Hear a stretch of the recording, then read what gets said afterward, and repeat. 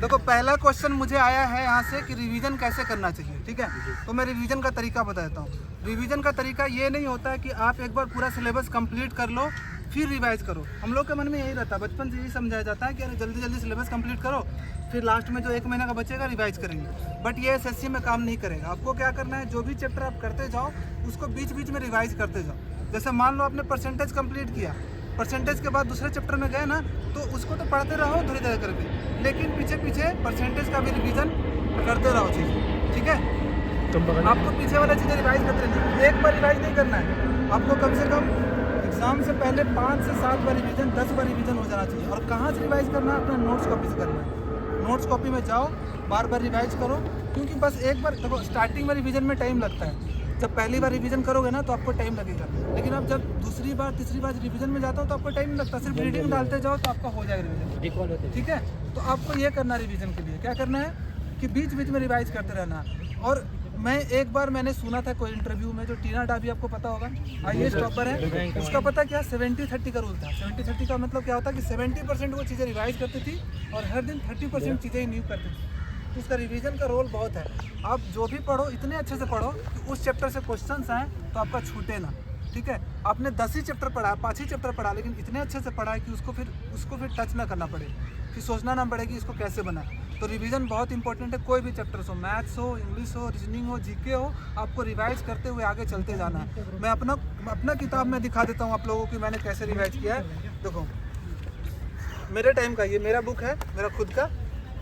मैं वोकैब्स याद करता था तो पूरा ऐसे करके हाईलाइट करके बार बार स्टार कर देता था चीज़ों को, ठीक है, कि इसको बार बार याद करना है इन सब चीज़ों को। और मैं उसको बार बार रिवाइज पूरा, मेरा ये तो कम है, ये वॉल्यूम 2 है, वॉल्यूम 1 मेरे पास नहीं है। मैं तो उसको दिखाता ना तो ऐसा हो गया था बुक कि जैसे फटने वाला हो। तो मैंने कम से कम इसको भी पढ़ा होगा ना, तो कम से कम इस चैप्टर को भी पढ़ा हो तो कम से कम 20 बार पढ़ा होगा, कि ताकि मेरे को एकदम सब चीज़ याद हो जाए, ठीक है। हॉर्नेस्ट नेट्स अभी भी मुझे याद है कि ऐसा चीज़ होता है कि तुम उसको छेड़ो ना, नहीं तो फिर ऐसा होता है हॉर्नेस्ट नेट्स। हाँ, मतलब बहुत सारी चीज़ें मुझे एकदम याद हो गई, मतलब रट गया है। तो आपको ऐसे ही पढ़ना पड़ेगा। देखो कहीं पे भी तुम लोग देख लो कि हाईलाइट होगा मेरा दिखा हुआ, ये सब मेरा पढ़ा हुआ है, मेरे टाइम का। एड्रेस गोल्डन कुमार है, बहुत पहले का बुक है। अब देखोगे एडिशन इसका ना 2016 एडिशन है ना, मैं 2016 में ही तैयारी करता था, उस टाइम में मैंने ये बुक लिया था। ये वॉल्यूम 2 है, वॉल्यूम 1 भी लिया था और इसको मैंने पूरा कंप्लीट करने की कोशिश किया था, बहुत बार पढ़ा भी था। अब देखो पैसेज ही देखो, क्लोज टेस्ट ही देखो, यहाँ पे क्लोज टेस्ट है, तो क्लोज टेस्ट में एक बार नहीं पढ़ता था, 3-4 बार पढ़ता था सारे क्लोज टेस्ट को, ठीक है। सर वो कैप पे सेंटेंस मेकिंग भी करते थे, लाइक किस हाँ, कॉन्टेक्स्ट में यूज हो हाँ, रहा है, तो मैं अगर कोई वो कैप्स मुझे याद नहीं आ रहा ना तो उसका मैं गूगल पे सर्च करता था और मैं ऐसे याद करता था। देखो जैसे प्लैटिट्यूड है, इसका मतलब क्या होता है, प्रचुरता होता है, तो यहाँ पे लिख लेता था हिंदी मीनिंग में। और भी ये तो कम है मैंने किया है, वॉल्यूम 1 तो बहुत खतरनाक मैंने किया था, ठीक है। तो ऐसे रिवीजन करना है। तो आई होप कि रिवीजन क्लियर हो गया हो कैसे करना है। आगे पढ़ते जाओ लेकिन पीछे वाली चीज़ों को रिवाइज करते जाओ। सर एक टाइम मोमेंट्स पे ऐसा है जैसे कि हम मैथ्स में बहुत सारे चैप्टर जैसे 10-12 से हो जाएंगे, तो फिर उसको कैसे रिवीजन करेंगे? उसके लिए क्या करना होगा, सेक्शनल मार्क्स लगाते जाओ। जब ज़्यादा चैप्टर हो जाते हैं ना तो सेक्शनल, जब 25 क्वेश्चन लगाओगे तो आपका 10 चैप्टर हो गया, तो 10 चैप्टर के क्वेश्चन आपके बनने चाहिए, ठीक है, जो आपने पढ़ लिया है। और उन पे फोकस करो कि जो मैंने चैप्टर्स पढ़ लिए उनके क्वेश्चंस को मैं ढूंढ के 25 में से करूँ, ठीक है। सेक्शनल मॉक लगाते जाओ और रैंडमली कभी कभी लगा दो कि आज इस 2 चैप्टर का क्वेश्चन मैं करता हूँ, या फिर उसी टाइप से करना होता है, सेक्शनल मॉक टेस्ट करना होता है, या फिर जो चैप्टर रैंडमली सेलेक्ट कर लो कि मैं आज ये चैप्टर करूँगा, कभी ये चैप्टर करूँगा, कभी मिक्स करूँगा, ऐसे करना होता है, ठीक है। तो ज़्यादा से चैप्टर खत्म होने के बाद वॉल्यूम 2 किसी को बुक चाहिए? तुम्हें चाहिए? ये मेरा बुक पढ़ा हुआ थोड़ा सा, इसमें थोड़ा सवाल पूछ के देते हैं। अब ये हो गया, अब ये बंद कर दो वीडियो, दूसरा वीडियो करना, दूसरा वीडियो, हाँ वीडियो। मेरा मनपसंद पोस्ट भी है, तो वो सारी माइंड में रहता है। तो माइंड में अभी जैसे अभी का टाइम है, इस टाइम हमारे माइंड में किस बात की फिक्र होनी चाहिए? टियर 1 की होनी चाहिए या टियर 2 की होनी चाहिए? अभी का एक क्वेश्चन आया इनका, बना रहे हो वीडियो ना? अभी इनका एक क्वेश्चन है कि हमारे माइंड में बहुत सारे थॉट्स होते रहते हैं। अभी जैसे प्री होने वाला, तो हमारा टारगेट क्या होना चाहिए? हमारा टारगेट अभी प्री पे हमारा फोकस होना चाहिए, मेंस पे होना चाहिए, कि हम सीपीटी के बारे में सोचें, अपने पोस्ट के बारे में सोचें। अभी आपका टारगेट सिर्फ प्री एग्ज़ाम पे होना चाहिए, ठीक है। प्री एग्ज़ाम और उसका टारगेट आपने कितना सेट किया है, जैसे मेरा टारगेट फिक्स था कि मुझे प्री में बस 160 नंबर लाने हैं। मैंने अपने टारगेट उस टाइम पे जो सेट किया था 160 नंबर मुझे लाने हैं। 160 नहीं 172 मैंने सेट किया था। 172 को भी मैंने बाइफर्केट किया था कि मैथ्स में मुझे 50 में 50 लाने हैं, रीजनिंग में मुझे 45 लाना है, इंग्लिश में मुझे 42 या 47 5 लेना है और जीके में इतना लाना है। मेरा पूरा फिक्स था, दिमाग में सेट था मुझे इतना लाना है, ठीक है। और मैं सिर्फ उसी के बारे में सोचता था। मेंस के बारे में मैं 0% सोचता था। मेंस के टाइम पे हाँ मुझे टारगेट था कि मेंस में मुझे इतना मार्क्स लाना है, लेकिन सोचता नहीं था। अभी प्री पहला स्टेप है तो मैं सिर्फ उसके बारे में सोचता था, उसके मॉक्स लगाता था और उसी के लिए करता था, ठीक है। और कोई टारगेट नहीं होता था। और मेरा जो अपना तो टारगेट है कि मुझे 4600 लेना है, तो वो तो आते रहता था, लेकिन सबसे मेन था कि मुझे प्री में अच्छा करना है, तभी आएगा, ठीक है। और दुनिया का कुछ भी इधर उधर का सोचोगे तो कुछ फ़ायदा नहीं है। अगर आपने अपना जो टारगेट सेट कर लिया है, ठीक है, आपने सोच लिया कि मुझे 170 नंबर लाना है, अगर आप 170 ले आओगे तो कोई आपको रोक सकता है कि आप प्री क्वालिफाई होने से? कोई नहीं रोक सकता है। हम बेकार का सोचते रहते हैं कि इतना ज़्यादा कंपटीशन है, ये है, लाखों लोग भर रहे हैं। आप अपना टारगेट अचीव करो ना, आप कोई भी आपको रोक नहीं पाएगा 170 या फिर 160 ले आए तो प्री में। एक क्वेश्चन सर, हाँ जैसे मान लीजिए कई बार ऐसा होता है, जैसे पूरे दिन से आप पढ़ने बैठे तो दिन में कम से कम लगभग 6 घंटे आपके पढ़ने के बाद एग्जॉस्ट होने लगता है। ये सबके साथ प्रॉब्लम आती है। फिर ऐसा करता है अरे मन के थोड़ा घूम के आ जाए, तो क्योंकि 6 घंटे में आप थोड़ा सा माइंड पे प्रेशर आ गया, आपने मैथ्स काफ़ी पढ़ ली, इंग्लिश पढ़ ली या कुछ और भी पढ़ने लग गए, उसके बाद उस 6 घंटे की पढ़ाई को उठा के 10-12 तक ले जाना, वो क्या पॉसिबल है? या ये टॉपर्स क्या बताते हैं सर, या सच्चाई क्या है इसके पीछे? हाँ देखो, कितना टाइम ये मतलब हाँ जो लगातार आप पढ़ते हो ना, बोल रहे कि लगातार क्या 12 घंटे स्ट्रेच कर सकते हो, एक जगह पे एग्जॉस्ट हो जाते हैं हम लोग, नहीं मन करता पढ़ने। उस टाइम पे पता मैं क्या करता था, मेरा था कि मैं दोपहर में 1 से 2 घंटे मेरे को सोना ही सोना है, ठीक है। मेरा 1 बजे तक था, लंच तक था, लंच तक मैंने एक पहला वाला राउंड पढ़ने का कर लिया। उसके बाद 2 बजे खाना खाने के बाद 2 से 5-3 घंटे का मैं नींद लेता था, 2 घंटे 1.5 घंटे का नींद। उसके बाद सेकंड राउंड मेरा जो स्टार्ट होता था वो होता था 6 बजे से स्टार्ट होता था और रात को 12 बजे तक चलता था, ठीक है। 6 से 12, लेकिन बीच में 1 घंटे का गैप है 9 से 10 डिनर के लिए, और उसमें थोड़ा सा टहलना भी था मेरा, तो वो करना पड़ता था। तो बीच में आपको ब्रेक लेना चाहिए, क्योंकि आपका माइंड एग्जॉस्ट होगा। उसके बाद आप पढ़ोगे भी ना तो आपको कोई आपको फ़ायदा नहीं होगा, आपके दिमाग में जाएगा नहीं। तो आप बीच में या तो ब्रेक ले सकते हो, आप अपना तरीका ढूंढ लो, सबका अलग अलग तरीका है। कोई खेलने चला गया, कोई कुछ करने चला गया, लेकिन बीच में 1-2 घंटे का ब्रेक लो तब पढ़ो। हमारे पास 24 घंटा होता है, 8 घंटे सोने के लिए, मान लो 8 घंटे सोना और बाकी काम के लिए, फिर भी कितना बचा? 16 घंटा हो गया। 16 घंटे में आपको 4 घंटे इधर उधर भी कर दोगे ना, फिर भी 12 घंटे हैं, और 12 घंटे जो पढ़ देगा रेगुलर हिसाब से उसका सिलेक्शन निश्चित है, ठीक है। सर जैसे टाइपिंग में मतलब कब से स्टार्ट करनी चाहिए? नहीं मैं पिछले बार टॉपर स्ट्रेटजी देखा, जिसका फर्स्ट अटैम्प्ट था, उसने कभी टाइपिंग शुरू से दी नहीं, उसका प्री भी हो गया, और जब मेंस में गया तो उसको मेंस भी मतलब निकालना था, तो उसके और टाइपिंग भी करनी थी साथ साथ, तो उसको ना टाइपिंग में मतलब वो फेल हो गया। देखो तो मतलब वो कैसे करना? तो वो टाइपिंग का पूछ रहा है कि टाइपिंग हमसे कब से करना चाहिए। डिपेंड करता है कि आपकी टाइपिंग कैसी थी। मैंने टाइपिंग कभी नहीं की, क्यों? क्योंकि मेरे घर में कंप्यूटर था, मेरे पापा मार के मुझे टाइपिंग सिखाते थे बचपन से ही। मतलब जब मैं 5-6 क्लास में था ना, तब मैं गेम खेलता था तो पिटाता था, बोलते टाइपिंग तुमको आधे घंटे डेली करना है। तो मैंने टाइपिंग बचपन में ही सीख लिया था, तो मुझे उसका टेंशन नहीं होता था, ठीक है, टाइपिंग का, क्योंकि मेरा ऑलरेडी 35-40 का स्पीड था इंग्लिश में, ठीक है। तो मुझे कोई टेंशन नहीं थी, बचपन से मैं जानता था, तो मैंने कभी टाइपिंग नहीं की। लेकिन जो लोग को टाइपिंग नहीं आती, मैं सजेस्ट करना चाहता हूँ कि अगर आपको पढ़ने का मन नहीं कर रहा तो अभी से ही टाइपिंग थोड़ा थोड़ा करना शुरू कर दो, क्योंकि आजकल जो भी अच्छे पोस्ट होते हैं ना, उसमें टाइपिंग चाहिए ही चाहिए होता है। इनकम टैक्स इंस्पेक्टर हो गया, अब ASO हो गया, उसमें टाइपिंग चाहिए होता है। तो मैं आपको सजेस्ट करूँगा कि टाइपिंग के लिए बीच में मान लो मिल जाए टाइम, आपको पढ़ने का मन नहीं कर रहा है, टाइपिंग मास्टर आ जाता है, टाइपिंग मास्टर कोई ऐप आता है अपना, आप आजकल ये आता है कि कीबोर्ड आप मोबाइल में भी कर सकते हो सॉफ्टवेयर से। तो अभी से टाइपिंग करना शुरू कर दो और अपना टारगेट रखो कि हम 35 का स्पीड तक पहुंच जाएं, ठीक है। अगर आप 10 फिंगर से नहीं करना चाहते तो 2 फिंगर से भी आदत बनाओगे ना, तो वो स्पीड 28 का स्पीड 30 का स्पीड पहुंच जाता है, ठीक है। अभी से भी करोगे तो टेंशन लेने वाली बात नहीं है, लेकिन अभी से मैं बोलूँगा प्रैक्टिस करो। आप ये हाथ पे मोबाइल पे करते हो ना, वो 28 का स्पीड आप कर लोगे, मुझे पता है, लेकिन अगर इस पर भी आप सीखोगे ना तो आपका हो जाएगा। अब जो चैट करते हो ना, डायरेक्ट क्या करो, इस पर चैट करना शुरू कर दो कीबोर्ड, ठीक है।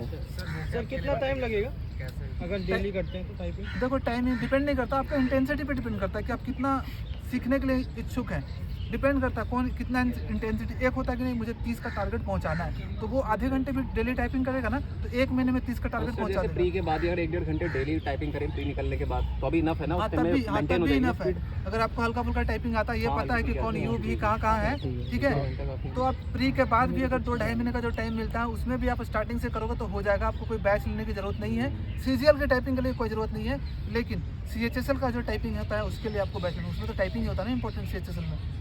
मैंने देखा। हाँ CHSL 30 की स्पीड चाहिए होती है, 27 नहीं CGL में, CHSL में 35 का स्पीड चाहिए, तो उसमें टाइपिंग ज़्यादा चाहिए होता है। मैथ में कोई चैप्टर पूरा कंप्लीट किया तो उसके बाद प्रीवियस ईयर क्वेश्चन लगा लो, तो क्या सिलेबस खत्म होने के बाद प्रीवियस ईयर स्टार्टिंग से ही लगाना शुरू कर देना चाहिए। एक चैप्टर खत्म हुआ मान लो मैथ्स का, ठीक है, मैथ्स का एक चैप्टर खत्म हुआ और उसका जो चैप्टर वाइज क्वेश्चन है कम से कम 150-100 क्वेश्चन तुमको प्रीवियस ईयर का करना पड़ेगा आपको, ठीक है। हाँ तुरंत बाद, ये नहीं कि लास्ट में करेंगे, तुरंत बाद ही करना पड़ना, मतलब धीरे धीरे करके करते रहो, ठीक है। रिवीजन के जैसा लेते रहो और साथ में 20-25 क्वेश्चन करते रहो। एक क्वेश्चन और लोगों का आता है कि हमें कितना क्वेश्चन हर दिन करना चाहिए, तो आप अपना फिक्स मत करो कि मुझे 100 क्वेश्चन या 50 क्वेश्चन हर दिन मैथ्स का करना है। 20 क्वेश्चन भी अच्छे से हो रहा है ना, जब स्टार्टिंग में आप सीखते हो ना तो आपको टाइम ज़्यादा लगता है क्वेश्चन करने में, तो आप अगर 10-15 क्वेश्चन भी डेली करते हो सीखते हुए तो कोई बात नहीं, उतना भी चलेगा। तो जब आपका स्पीड बढ़ जाता है, जब आप सीख जाते हो तो आप 50-50 क्वेश्चन भी निकाल लोगे, तो उसके हिसाब से मत चलो, जितना क्वेश्चन बनता है उतना बनने दो। टाइपिंग में एक्यूरेसी क्या होनी चाहिए? 95% आपको रखना पड़ेगा एक्यूरेसी। बैक स्पेस ज़्यादा यूज करने की कोशिश मत करो। बैक स्पेस ऐसे अलाउड होता है जब टाइपिंग करते हो, तो आपका गलती होगा तो बैक स्पेस कर सकते हो, लेकिन ट्राई करो कि ऐसा स्लो ही टाइप करो, लेकिन आप गलती ना करो। हो गया, अब हम एंटोनियम एंटोनियम एक साथ मतलब करना है। देखो वो कैप्स के लिए मैं बताता हूँ, ठीक है। एक कोई बोल रहा था मेरा इंग्लिश बहुत वीक है, मैं सर वो कंपेरिजन में दिक्कत होती है और किसी किसमें होती है भाई? कंपेरिजन दिक्कत तो है। वो दिक्कत वाकई में हो रही है, मेरे को समझ आ रही है। देखो मैंने क्या किया था वो कैप्स के लिए, ठीक है। जब मैंने सोचा था मैं CGL की तैयारी करना स्टार्ट करूँगा, मुझे पता था कि वो कैप्स इंपॉर्टेंट है, मैंने वो कैप्स अपना नोट्स बनाना शुरू कर दिया था, ठीक है। यहाँ देख लो, ये देखो डेट कब है 15, मैंने 15 में मतलब थोड़ा सा मुझे पता चल गया था कि मुझे वो कैप्स को इम्प्रूव करना पड़ेगा। 16 से तैयारी किया था पर कॉलेज में था उस टाइम पे, लेकिन मैंने वो कैप्स अपना स्टार्ट कर दिया था, मुझे पता था ये इंपॉर्टेंट है, ठीक है। एनोमली मतलब क्या होता है, something that is not normal, ठीक है। मुझे एकदम नहीं पता था, बहुत ईजी वो कैप्स मुझे नहीं आते थे।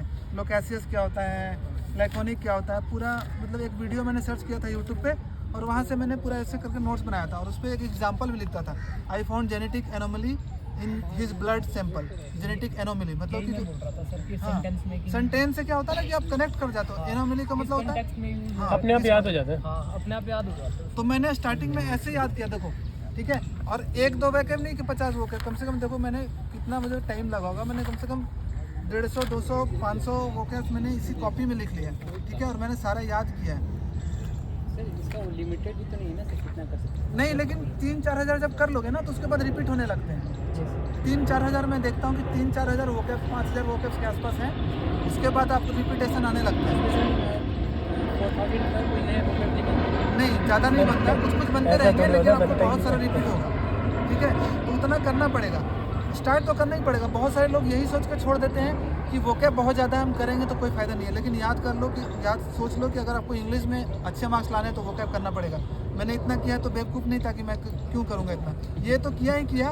प्लस नीतू सिंह का वॉल्यूम 1 जो बुक था उसमें बहुत सारे वोकैब्स होते हैं, मैंने पूरा रट्टा मार लिया। तो ये मैंने किया है, देख सकते हो भाई, अब तुम लोग समझ जाओ इसी से मैंने कैसे किया था, बस इतना काफ़ी है। ये वोकैब का बुक तुम्हें चाहिए तो रख लो कॉपी। तुम्हारी वोकैब की समस्या थी ना, हो गई सॉल्व। सर एक क्वेश्चन था, जैसे कई बार ऐसा होता है हम मान लीजिए तैयारी कर रहे हैं, ठीक है, तो उसमें किसी से पता करते हैं, कोई पूछता है आप क्या करो, तो हम बताते हैं भाई इस एग्जाम की तैयारी करते हैं। फिर वो बोलते हैं अरे गवर्नमेंट एग्जाम्स की तैयारी करो। जैसे मान लो फ्रेंड है, वो एक प्राइवेट कंपनी में जॉब कर रहा है, तो कहता है अरे भाई उसमें तो 1% से भी नीचे का मतलब सिलेक्शन रेट है, तो इसका तो निकलने का बहुत मुश्किल ही चांस है। तो कई बार मन में हमारे भी आता है कि यार ये बंदा मतलब लॉजिकली तो ठीक कह रहा है, हाँ तो ठीक है, क्योंकि बहुत बड़ी भीड़ तो है। इसमें ये रिप्लाई है कि तुम अगर दूसरों की बातें सोचोगे ना तो कोई भी ऐसा चीज़ अचीवमेंट है। तो एक्चुअल में सर मतलब कितना कंपटीशन है सर? कई बार ऐसा होता है ना, आप किसी समुद्र में उतर रहे हैं, पता चले उसकी गहराई कितनी है सर, तो एक्चुअल में सीजीएल में कितना कंपटीशन है, कितना डेडिकेशन वाले लोग पढ़ोगे? अभी 2 मिनट 1 मिनट रुक जाएगा, हाँ। कर सकते हो, ठीक है। ये क्वेश्चन है कि 25 क्वेश्चन का टारगेट रखते हैं, लेकिन 15 क्वेश्चन 20 क्वेश्चन होता है तो काफी। वो स्टार्टिंग में कम ही बनेंगे, ठीक है। मेरा भी, मैंने जब स्टार्ट किया था तो मेरे भी 10 क्वेश्चन मैथ्स में बनते थे, लेकिन धीरे धीरे करके इम्प्रूव हुआ ना जब आप उस पर वर्क करते हो। जैसे देखो मैं बताता हूँ कैसे होता है, जब आप नई सिटी में जाते हो तो आपको ढूंढना पड़ता है ना कि नहीं कोई चीज़ों को, अरे भाई कहाँ जाना है तो पहले पूछना पड़ता है, ऐसे जाना है ऐसे जाना है। उसी सिटी में दोबारा जाते हो तो आपको थोड़ा सा जाना पहचाना मिलता है, आप जल्दी चले जाते हो। और तीसरी चौथी बार ना आप बिना सोचे समझे आपको कहीं जाना होगा, आराम से चल जाओगे। उसी तरह से मैथ्स के क्वेश्चन है, एक बार आएगा पहली बार, भाई क्या है ये क्वेश्चन, अजीब है, टाइम एंड वर्क का क्वेश्चन भी हार्ड लगेगा। दूसरे एक बार पढ़ लोगे, समझ जाओगे, दूसरी बार लगेगा अच्छा ये पढ़ा हुआ है, डिफिकल्ट लगेगा फिर भी, लेकिन आप उसको 4 बार 5 बार कर लोगे ना तो फिर आपको सोचना नहीं पड़ेगा, आप बस देखोगे और आंसर आ जाएगा। ठीक है, तो आपको रिपीटेशन करना होता है बार बार कोई चीज़ों को, तभी जा करके आपका स्पीड बढ़ता है। सर जैसे कि जो टारगेट मिलता है हम लोग का मैथ्स का, ठीक है। अरे और एक चीज़ मैं बताता हूँ, स्पीड बढ़ाने का एक तरीका मैं बताता हूँ, ट्रिक है मेरा, जो मैथ्स में या फिर किसी रीजनिंग में ट्रिक्स बढ़ाना है ना, स्पीड बढ़ाना है ना अपना, तो एक काम करना तुम लोग, वो इम्पोर्टेंट काम ये है कि अपना नोट्स कॉपी सबका तो होगा, एक बार ना आइज क्लोज करके या फिर बैठ जाओ चुपचाप, अपना एक बार कॉपी देख लो और एक बार याद करने की कोशिश करो कि तुम्हारे परसेंटेज में कौन कौन से टाइप के क्वेश्चन है। ठीक है, तुम्हारे कॉपी में याद करो। पहला टाइप का क्वेश्चन है जिसमें कि एक दुकानदार 10% का घाटा पे, दूसरा क्वेश्चन है कि इलेक्शन वाला है, कैसे बनेगा वो क्वेश्चन, उसमें ऐसे ऐसे बनता है। तीसरा टाइप का क्वेश्चन क्या आता है, ये आता है। मतलब आपको देखना नहीं है कॉपी, और फिर एक बार फिर से कॉपी देखना कि मैंने कुछ क्या क्या भूल गया था मैं, अच्छा इसमें ये वाला टाइप भूल गया था, इसमें ये वाला टाइप भूल गया था। दूसरा एक तरीका और अपनाना है स्पीड बढ़ाने के लिए कि कोई भी क्वेश्चन देखो ना, जब आपको मतलब मॉक वॉक नहीं लगा रहे हो तो क्या करो, कोई भी अगर क्वेश्चन जैसे प्रैक्टिस कर रहे हो ना, तो बस एक क्वेश्चन देखो और उसको मन में ही सॉल्व करने की कोशिश करो। जैसे टाइम एंड वर्क का क्वेश्चन है कि A can do a work in 10 दिन, B can do a work in 20 दिन, और तीसरा काम इतने दिन में करता, तो तीनों मिला के क्या करेगा, तो मन में ही सोचो, ए 20, दूसरा 30 दिन में इतना इतना, टोटल देखो 60 आएगा, अच्छा ये इतना इतना इतना, टोटल इतना इतना, मन में उसका सॉल्यूशन लाने की कोशिश करो, पेन नहीं उठाना है। जितना क्वेश्चन ऐसे सॉल्व कर सकते हो मन में ऐसे क्वेश्चन करोगे ना, तो जब आपके पास फिर वो हैबिट आ जाता है, बार बार स्टार्टिंग में डिफिकल्ट लगेगा माइंड में सॉल्व करने में, लेकिन जब एक बार हैबिट आ जाएगा सॉल्व करने का ना, तो आपको ना बहुत सारे क्वेश्चन देखोगे कि मन में ही सॉल्व हो जा रहे हैं। और जब आपके पास पेन रहेगा ना, तो आधा क्वेश्चन तो आप मन में कर लोगे और आधा पेपर पे करोगे, तो बहुत स्पीड बढ़ जाता है। एक तरीका और है स्पीड बढ़ाने का, स्पीड बढ़ाना है तो क्वेश्चन को एक बार में पढ़ने की कोशिश करो। बहुत सारे लोग क्वेश्चन पढ़ते हैं ना, तो एक बार पढ़ते हैं भूल जाता है, अच्छा डाटा क्या था, फिर से दोबारा पढ़े, 5 सेकंड 6 सेकंड क्वेश्चन में ही, हर क्वेश्चन में आपका टाइम जा रहा है। तो आपको क्या करना है, आदत बनानी है कि एक बार क्वेश्चन पढ़ना, जो भी क्वेश्चन पढ़े डाटा लिखते गए, रफ कॉपी होगा तुरंत लिख लिए कि अच्छा एक मान लो कि परसेंटेज का क्वेश्चन है कि ए उसका क्रय मूल्य इतना था, क्रय मूल्य मतलब कॉस्ट प्राइस इतना था, सीपी लिख दिए 200, एसपी इतना, परसेंटेज क्या पूछ रहा है वो भी लिखना कि क्या पूछ रहा है, ये लिख लिए। सारा क्वेश्चन आपके रफ कॉपी में आ गया, अब आपका डाटा है रफ कॉपी में यहाँ पे बनाना है, आप क्वेश्चन नहीं देखना है। ठीक है, तो एक बार में क्वेश्चन पढ़ना, रिग्रेशन मतलब दोबारा गए, मतलब आपका 10 सेकंड क्वेश्चन में जा रहा है, और अगर आपने 20 क्वेश्चन में 10-10 सेकंड आपने वेस्ट किया, इसका मतलब क्या, 200 सेकंड मतलब कितना, 3 मिनट, 3-4 मिनट हो गया आपका। 4 मिनट में कितना क्वेश्चन सॉल्व कर सकते हो, 4 एक्स्ट्रा क्वेश्चन 5 क्वेश्चन सॉल्व कर सकते हो। तो यहीं पे लोग पीछे हो जाते हैं, ये सब चीज़ें छोटे छोटे ध्यान नहीं देते हैं और बोलते हैं कि मेरा मार्क्स इंप्रूव नहीं कर रहा है। मैंने ये सब चीज़ों पर वर्क किया। एक और चीज़ें हैं, ये तो हो गया स्पीड बढ़ाने के लिए। एक और चीज़ है कि कैसे मार्क्स इंप्रूव किया जा सकता है। जब भी मॉक लगाओ, अपना एक कॉपी बनाओ, ठीक है, मॉक की कॉपी बनाओ, और उसमें जो क्वेश्चन नहीं आता वो तो लिखते ही जाना है कि हाँ ये क्वेश्चन मेरे से नहीं बने, मैथ्स का अलग, रीजनिंग का अलग, जीके का अलग, जो क्वेश्चन नहीं बनते लिख लेना उसमें। एक और कॉपी बनाओ डायरी, जिसमें कि ये लिखना है कि मेरा टारगेट कितना था और मैंने कितना लाया। जैसे मान लो आपने, मेरा 172 मेरा मार्क्स था हमेशा, मैंने अभी भी याद है कि मेरा प्री में मेरा टारगेट था 172, मैथ्स में 50 में 50, रीजनिंग में 45, ऐसे था, मुझे याद है। जो भी मार्क्स आता था मैं लिख लेता था कि मॉक नंबर ये मेरा मार्क्स इतना इतना आया, ठीक है, इसमें इतना है, इसमें इतना इतना। मैं देखता था डिफरेंस, मैथ्स में मेरा आया है 40 मार्क्स, मुझे लाना कितना है 50, 10 मार्क्स का डिफरेंस, इसमें इतना मार्क्स का, टोटल डिफरेंस कितना है 32 मार्क्स का डिफरेंस। अब मैं सोचता था कि मैथ्स के 10 मार्क्स का डिफरेंस को मैं कैसे घटा सकता था। अब मैं जाता था अपने मॉक के एनालिसिस में, ये वाला क्वेश्चन अगर मैं सही करता था तो मेरा 2.5 नंबर बढ़ जाता। मैंने इसमें सिली मिस्टेक किया, तो मैं ऐसे सर्च करता था कि कौन से क्वेश्चन में मैं अपने आप को इम्प्रूव कर सकता हूँ। ठीक है, तो आप लोग को भी एनालिसिस ऐसे करना है कि अपना टारगेट लिखना है और अपना जो मार्क्स लाया उसको लिखना है, और देखना है कितना गैप है, और गैप को कैसे हम फील कर सकते थे उसको ट्राई करना है। ठीक है, ऐसे एनालिसिस करोगे तो धीरे धीरे करके इम्प्रूव होता जाएगा, और एफर्ट लगता है इस सब में। आप अगर 1 घंटे का मॉक लगा रहे हो तो कम से कम 2-2.5 घंटे आपको उसका एनालिसिस में टाइम लगता है। समझ गए? अब हो गया, अब कोई क्वेश्चन नहीं, अभी बुक दे देते हैं सबको। ठीक है, बहुत सारे लोग को जाना भी होगा दूर दूर। करो